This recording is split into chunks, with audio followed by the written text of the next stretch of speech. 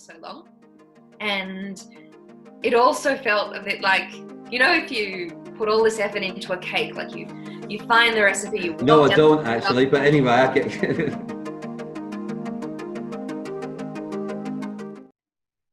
Okay, thanks very much for joining me on the 10 before 10 show this morning, Jem.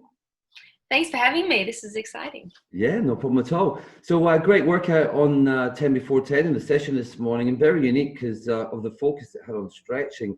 I felt like I was being kind to my body for a change compared to what we normally do in those sessions.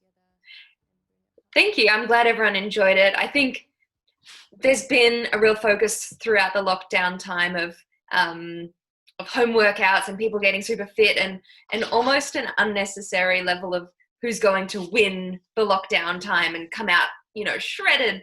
And I think it's so fantastic that people are getting, keeping physically active and setting goals and stuff. But at the same time, I think it's nice to balance that out every so often with some meditation and yoga. Well, the team were pretty thankful for that session. So you're one of their favorites, I think, now. Now, I believe you were only about 8 when you realized that, sprinting and jumping and throwing events were not really your forte. Were you always committed to staying in athletics, or were you eyeing off other sports as well around that time? Definitely a range of sports. Yeah. I did about 12 years of classical ballet and threw myself into a range of other team sports as well. And I've got 2 younger sisters. We all played a range of things. And it wasn't until my later high school years that I realized that race walking was the one for me. And yeah, I think it was because I wasn't really good at anything else. But at the same time, I recognized the unique opportunity that lay there to represent Australia and, challenge myself and travel the world and make friends in other countries. So that really excited me, and that soon became my why factor, which has persisted till this day, really. It's working out perfectly from the research that I've done. You're doing all these things. You also seem to have had a great junior career. At what point in your junior years did you realize that you had something special when it came to the walking events, or was it not until you just mentioned before, like those later years of high school? So I was 16 when I represented Australia for the first time as a junior. In 2014, we went over to the World Race Walking Cup in Tai Seng. And I think putting on the green and gold for the first time as a junior was probably the moment that I knew this could possibly be an exciting career path for the time being. And it definitely set off a spark in me. There's something about putting on the green and gold that really is exciting. But I think following that, there was a challenging phase.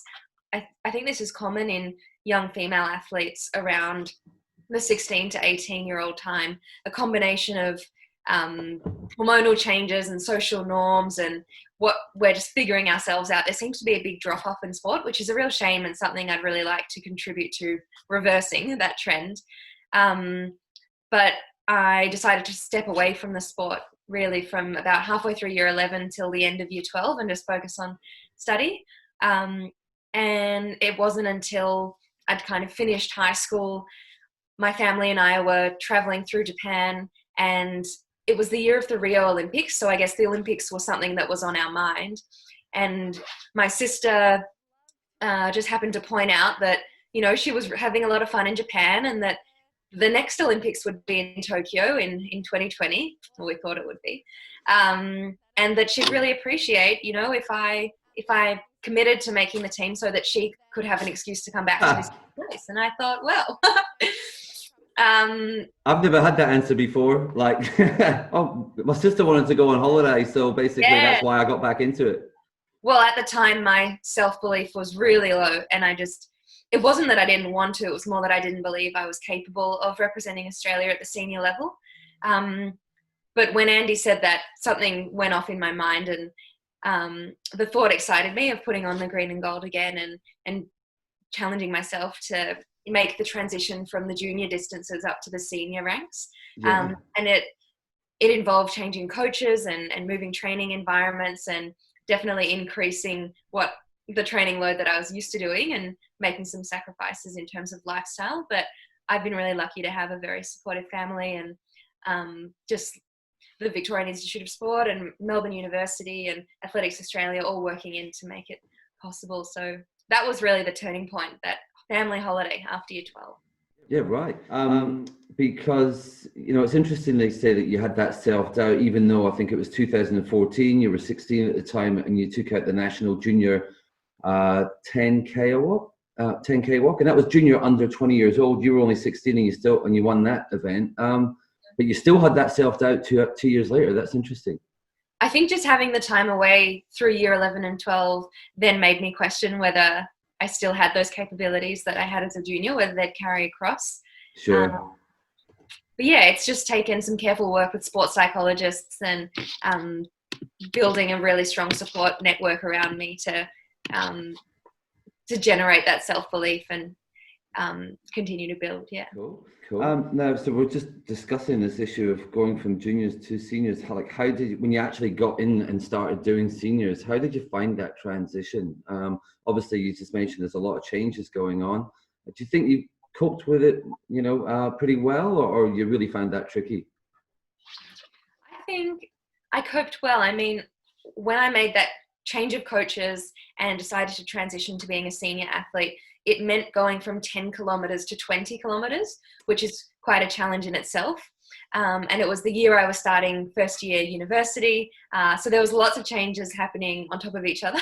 Yeah. But I suddenly had to learn how to train twice a day. And my coach was really, he's very knowledgeable in how to transition a junior to a senior, because he used to work at the Australian Institute of Sport, and that was more or less his role, to get juniors through to make Olympic teams. So he was strategic about it, and rather than having me have a double loading day on my legs, the morning session would be a run or a race walk, and then in the afternoon it might be a cycle or a gym session. Or so learning how to train twice a day where it's not necessarily both on your legs. Sure. And gradually we transitioned to being able to race walk or run twice a day.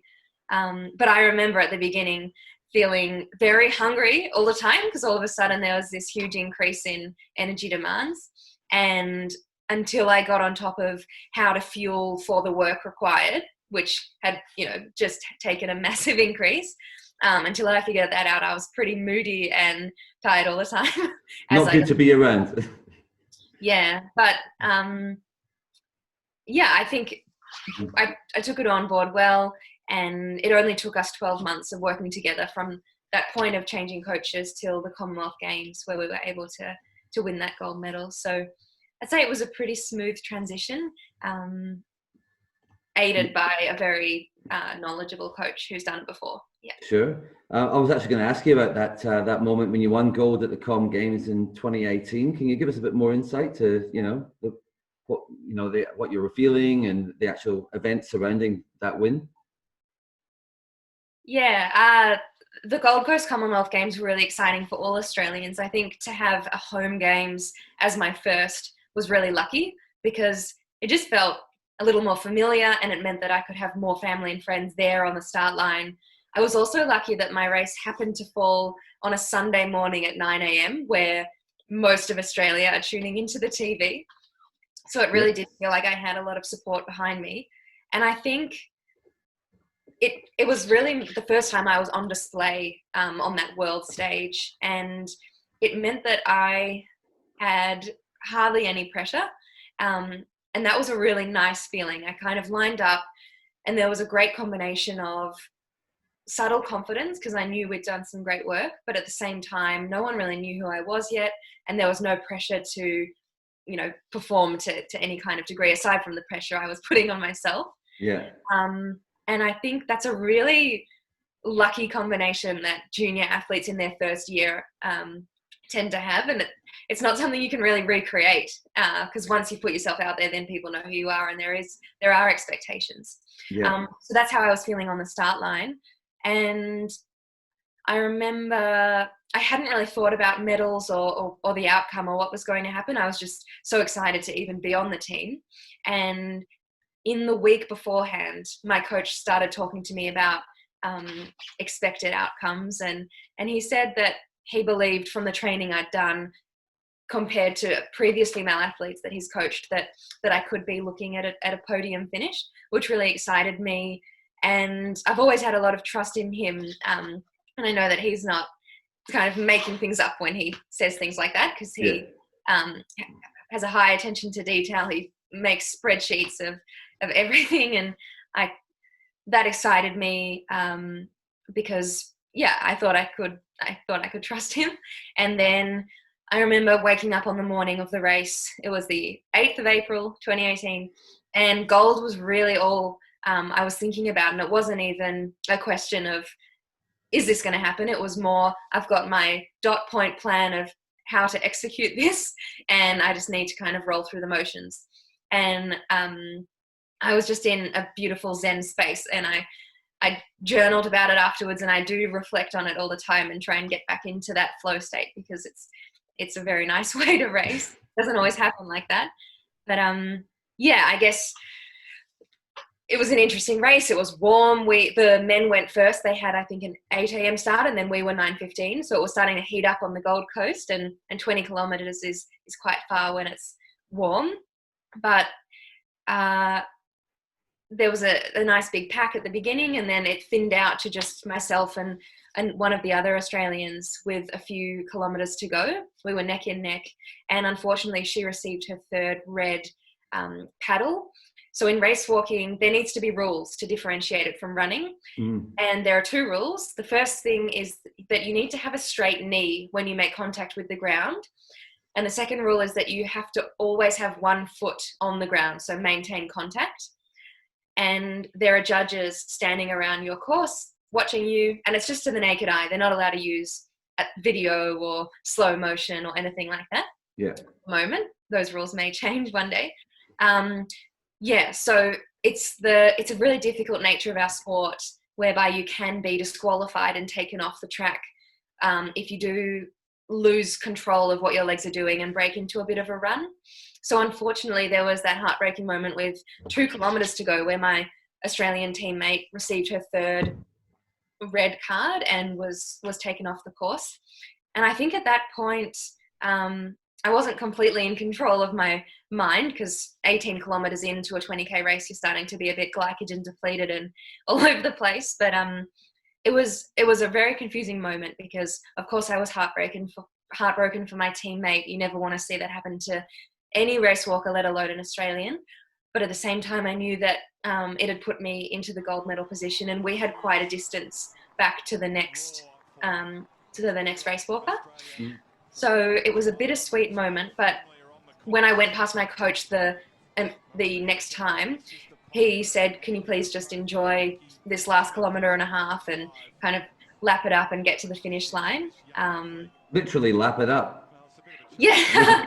And because Claire, the woman who was disqualified, she's been on many Australian teams, and she's a very experienced athlete. She had such humility, and she was standing at the finish line waiting for me rather than, running off and sulking. She was there to congratulate me and embrace. And she just said, "Please don't focus on my disqualification or feel guilty at all. I want you to enjoy this moment and go have fun with your family." So hitting the tape and then having Claire to support me in that way at the end was a really magical moment. And I think, it was life-changing as well, because it's something that I've watched as a young little athlete. You watch on YouTube your idols kind of walking down to the tape and celebrating with their family and friends. And so to live that out at quite a young age was special, and something that really just ignited more of a fire to continue making senior teams and I guess inspiring young girls who are coming through to do the same. Sure. Speaking of making teams, I'm guessing that being selected as part of the squad for Tokyo this year would have been another career highlight? Yeah, that was exciting. So back on the 9th of February, we had our Olympic trials, and at this point the pandemic was still not really on anyone's radar, and things were seeming normal. So that was a really exciting day to win that trial and get automatically selected for the team, although of course things have gone downhill since then. So what we know now is that the Olympic Games have just been postponed exactly 12 months later, hopefully by then, I mean, we're lucky in Australia and New Zealand as well. We've done really well, but it will be a matter of just ensuring that low and middle income countries and the rest of the world have also gotten to the point where it's safe to travel to Tokyo together and compete. So, I mean, I've heard that there's a possibility of a spectator-free games if it was still unsafe and we'd still have the competition, which wouldn't feel the same, but we'll see how it goes. When we had that roller coaster of emotion at the beginning of the year with automatic selection, a childhood dream come true, such a special moment, and then just a couple of weeks later learning that the Olympics would be cancelled or postponed, really. And my initial reaction was definitely that I felt lost and destabilized, because as elite athletes we learn to function with goalposts throughout the year and a very set routine, and everything's quite planned out, and you've got those micro injections of motivation and endorphins and happiness through the year because you're challenging yourself and reaching those goals. So all of a sudden to have 12 months of planning just kind of wiped was very confusing for me, because that's the way I've lived for so long. And it also felt a bit like, if you put all this effort into a cake, like you find the recipe, you no, I don't actually, but anyway, I get you can imagine. Yeah. Put time and effort into mixing it perfectly and waiting until it's ready, and then you pull it out of the oven and drop it. That's kind of how it felt. Like we were almost there. All the ingredients were there. We'd baked the cake for the right amount of time, and then everything fell apart. It's like you can have your cake, but you can't get to eat it. Yeah. So we're going to have to eat it later. But I think after that initial feeling of shock and being a bit disorientated, over the weeks that followed during lockdown, I was able to find a few silver linings and reframe the situation.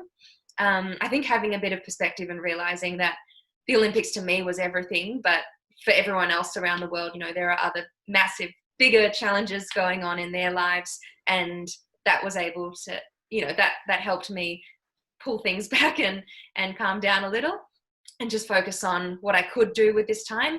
I think as athletes, or just as busy people, we're always complaining that we don't have enough time for X, Y, or Z.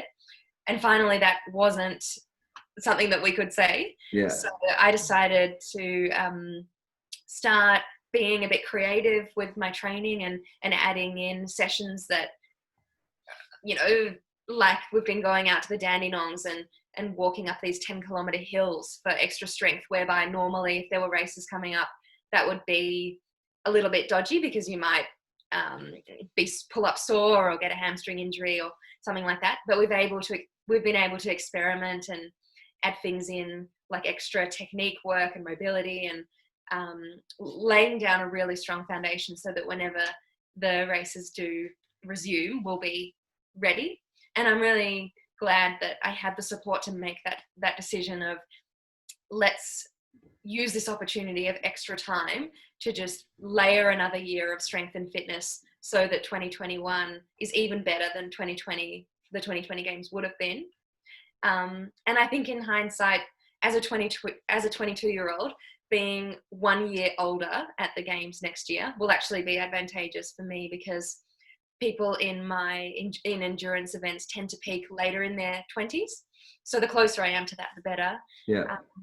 And having the opportunity to focus on uni for a year is probably a good thing. Definitely. Get rid of those exams.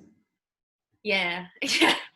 But even like, training up the Dandenongs when you don't do it. I mean, I know the Dandenongs very well. It's a beautiful part of the world. And it's just great to be able to shift up your training, like do something completely different, because I think that gives you, it reignites sparks within you, when you do stuff Absolutely. Like that.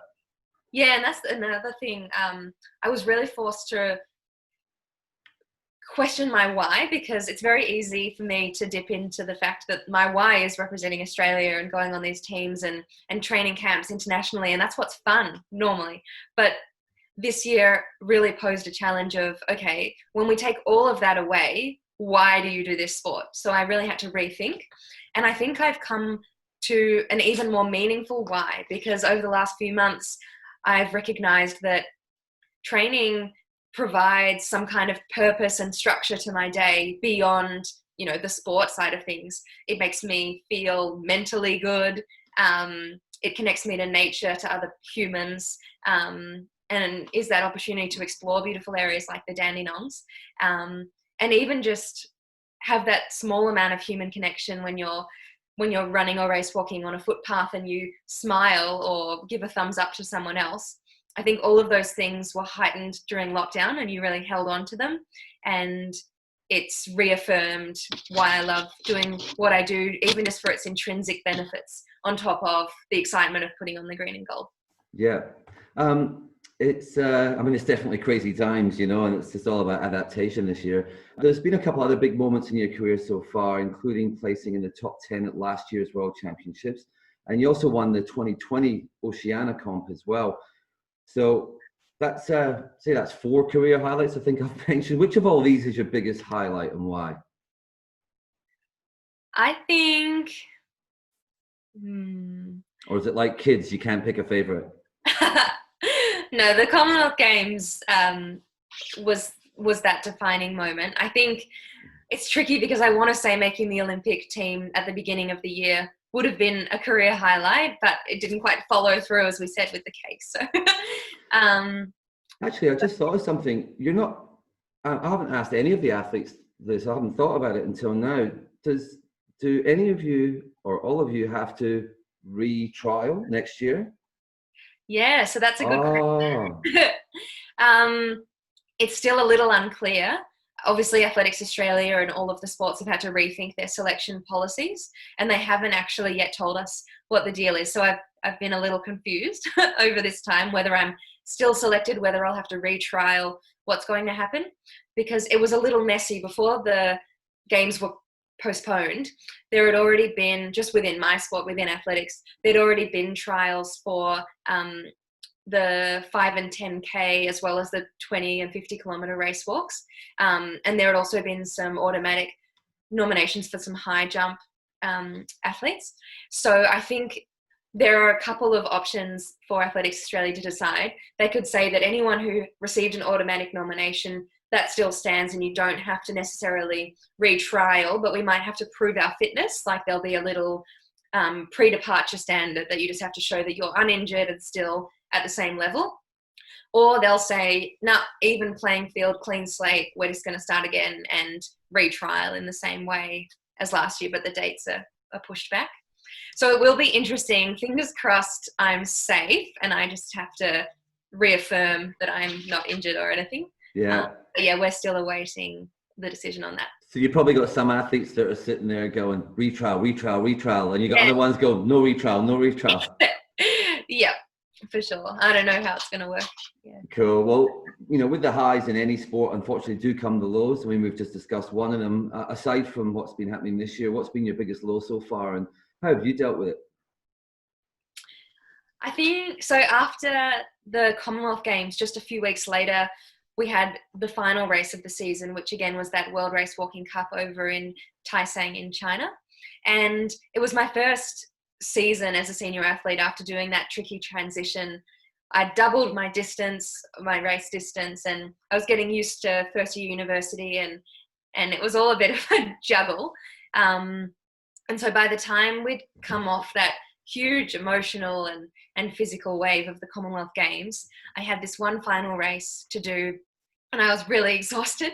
And this time it was me who was disqualified. So at the 18 kilometre point, I received my third red paddle and I was pulled off the course. And it was heartbreaking because I was on track for a great time, a personal best. We'd flown halfway across the world and my dad had come along to watch as well.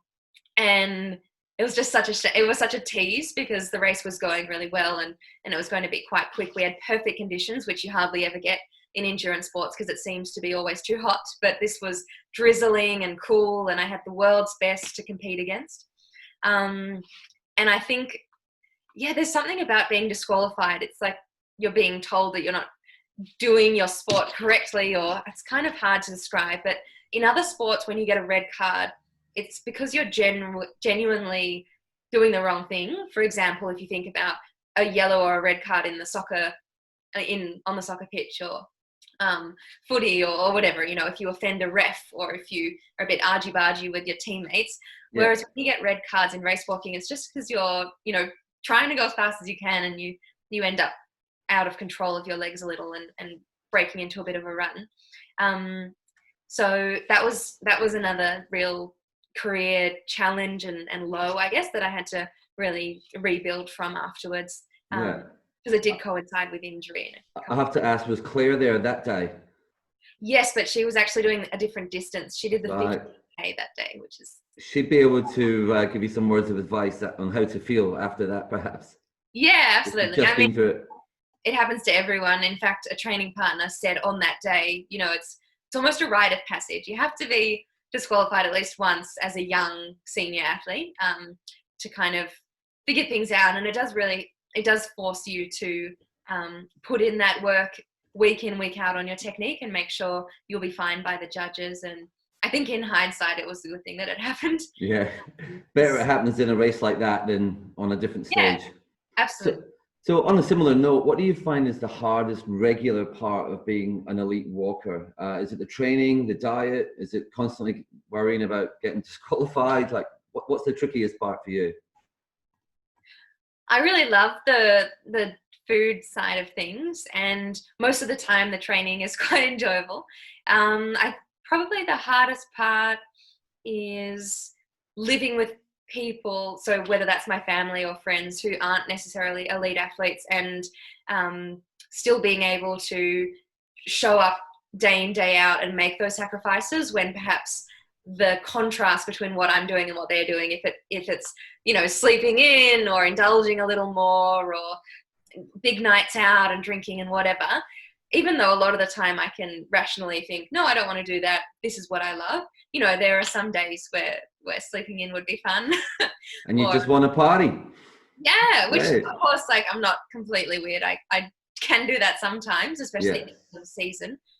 But I think that's the challenge, just continuing to make those little sacrifices and reminding yourself of why you're doing this. Yeah. But I get through that by reminding myself that there's a little window of opportunity for me to be an elite athlete. It's probably about 10 years. And there's so much time after this career to do everything else that life has to offer. And so for now, why don't I just, you know, put everything into it and really make the most of the opportunity? Because it's not afforded to everyone. And I do feel really lucky to be able to live this life at the moment. Yeah, it's a great life to live. Now, just while I've been talking, I've had a message from our personal trainer, Patrick. He had a couple of questions for you. So he wants to know how you get in the zone before a comp. What do you do? What's your process? I use visualization and calm music and some little 3-word phrases that I come up with my sports psych. Mm-hmm. So Mum introduced me to visualization a number of years ago as a junior athlete, and we used to just do little 5-minute sessions where I'd look in the mirror, I'd kind of walk on the spot, or at least do the arm action, and we'd talk through a section of the race that we knew was going to be challenging, and, you know, the smells and feelings and sights and tastes that were around me and how I would best go about coping with it. Yep. And so now I think that I've honed that technique. I'm able to use it before the start line or in the call room or even in the days before when the nerves are building, to zone in and get into a good headspace. Mm-hmm. And the little 3-word phrases that I come up with my sports psych are created for different specific points in the race. So at the beginning of the race, I've got little things to remind myself of, like just to stay calm and relaxed, to let the race unfold and to not push too hard or expend too much energy. And then when things start to get tough around the 10 to 15K zone, I'll have other little 3-word phrases up my sleeve, such as dig deep or go back to the well. And, you know, the well is my mental and physical strength that I can keep bailing out. And in the last few kilometers where you're really just holding on, it's really about having grit and determination and pride to the line. So any of these little things that just roll off the tongue are how I get in the zone. And then I think it's about staying in the zone, especially in an endurance race that goes for an hour and a half. it's really all about how in control you are of your thoughts and Yeah. that dialogue that goes on. Yeah, cool. And the other question he wanted to know is, have you ever had a moment where you've just gone, I'm done with walking, that's it, like, you know, or has that not quite happened to you yet? Definitely halfway through year 11 when the FOMO was probably at its greatest, in terms of I'm a 17-year-old girl trying to get through my final couple of years of high school, and everyone else is having all this fun. And I didn't quite have the grasp of why I was doing sport to this level yet. It just felt like something that always made me feel nervous and insecure and inadequate and tired. And so that was the first time that it was like, hands up, no, I can't do this anymore. And I think the best thing for me in that moment was that there wasn't pressure or resistance from my family to, you know, like, you've got to stick at it. What are you talking about? There's nothing else going for you. You've got to do this thing. And I think the fact that they just comforted me and let me roll on with whatever was feeling right at that time, it meant that the transition back just 18 months later, when I had a better grasp of why I wanted to do it, was smoother, and I was able to get back into it easily. But since then I haven't had a significant I want to stop day. Yeah, good to hear. Obviously. Cool. So, I mean, you're obviously very young. You mentioned earlier that you're only 22. I know from a conversation we had yesterday, you're in the middle of SWAT fac at the moment. You've got exams at uni. So obviously, you know, you're going to end up with a degree shortly. Have you got any plans for life after athletics? Or do you not know what they are yet? Or I have a plan. yeah. I'm not someone who never has plans, but so I'll finish my Bachelor of Science at Melbourne Uni at the end of the year, and then the plan was to go on to a postgrad in medicine afterwards. But of course, with the Olympics being postponed, that complicates things, because we will be hopefully overseas for a lot of next year. In the lead up, we do altitude camps over in St. Moritz and other types of things. So I have decided to take a year off study next year and focus on those games. And then in 2022, I'll be able to start that postgrad of medicine at Melbourne with a bit of a public health slant. So I think the plan will be to do med, but a Master of Public Health at the end of it, because I'm very passionate about working in communities, encouraging people to be as physically active as possible and eat well and feel good. Yeah. But I think that having that medical knowledge on board will be really advantageous, especially if I want to work somewhere like Vic Health or in policy on a government kind of level. Just through speaking to different mentors over the last few months, I think it'll be advantageous to have medicine on board there. And who knows, maybe I'll really love a different stream when I try it, and I'll end up being a GP or something like that. But I've had a big medical influence growing up with parents. My sister's studying it. It seems like everyone around me is kind of that way, but it is really exciting. Handy when you're doing your homework, sorry. Yeah. Who will I ask next? Yeah, it makes it helpful. It's cool to be growing up as an elite athlete and learning, you know, how the body works and how it doesn't work alongside it, because there are so many overlaps, and it makes you curious, and yeah, it's cool. So Great. That's the plan, I guess, from outside of sport. But I think for me, they're very intertwined, what I'm going to do with my sport and study, because sport already is starting to bring up opportunities for public speaking at primary schools and little athletic centres and at corporate companies, anyone who wants to listen. Yeah. So I'm hoping to tie that in a little bit as well, and we'll see where it goes. That's the great thing about elite athletes. I haven't met one yet that doesn't have a great story. They've all got great stories, you know, like. So speaking of stories, I guess, and lastly, if you could give some advice to some junior walkers or junior athletes that are just, you know, breaking through those junior ranks, what advice would that be? I think for starters, enjoy it. Like, especially when you're young, it's really about making friends, having fun, throwing yourself into as many different sports as possible, and just recognizing that it doesn't matter who comes out on top. It's really about who's enjoying themselves and making the most of all the opportunities that come along through while you're at school and out of school as well. Yeah.